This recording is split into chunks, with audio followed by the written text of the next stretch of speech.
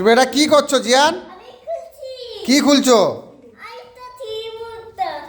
Keyboard খুলে দিলে সব। আমি কি করে টাইপ করব?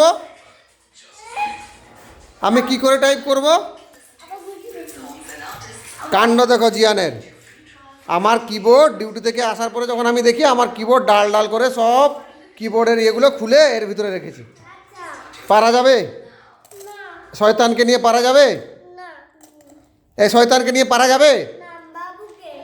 বাবুকে নিয়ে পারা যাবে, কিন্তু জিয়ানকে নিয়ে পারা যাবে না তো?